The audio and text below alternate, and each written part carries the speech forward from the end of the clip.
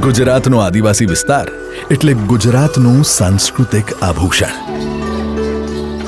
દક્ષિણમાં સહ્યાદ્રીની પર્વતમાળામાં વિકસેલો ડાંગ જિલ્લો હોય કે સાતપુડાની ગિરિમાળાઓની વચ્ચે આવેલ રમણીય નર્મદા જિલ્લો હોય કે પછી વિંધ્યાચલ, અરવલ્લી અને સાતપુડા ત્રણેય પર્વતમાળાના સંગમ સ્થાને આવેલો દાહોદ જિલ્લો હોય. વર્ષા ઋતુમાં અહીંની સુંદરતા દરેકને આકર્ષિત કરે છે.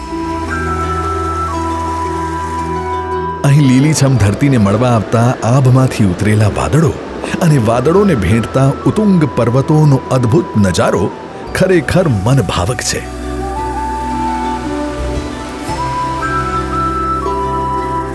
એટલું જ નહીં, અહીં પહોંચવાની સફરના અતિ સુંદર સર્પાકાર રસ્તાઓ, વચમાં આવતા નદી, ઝરણા અને હરિયાળા ખેતરો પણ એટલા જ રમણીય છે.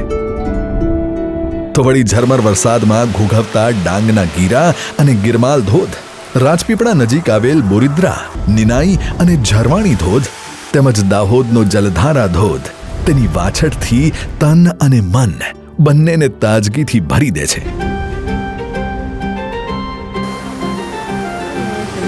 ચોમાસામાં ગાઢ જંગલોમાં ગુજરાતની વિવિધ ઇકો ટુરિઝમ સાઇટમાં રહેવાનો અનુભવ જ આહલાદક છે. સાથે જ ત્યાંનો પ્રાદેશિક ખોરાક જેમ કે ડાંગમાં નાગલીના રોટલા, દાહોદમાં દાળ પાનિયા અને ગરમાગરમ મકાઈ અને મગફળી મોસમની મજામાં અનેરો સ્વાદ રસ પૂરે છે. તો અહીંની સ્થાનિક કળા અને સંસ્કૃતિ સૌ કોઈના હૃદયને હર્ષથી ભીંજવી દે છે. આ વર્ષા ઋતુ ગુજરાત આવો અને પ્રકૃતિના અદ્ભુત રંગોને માણો.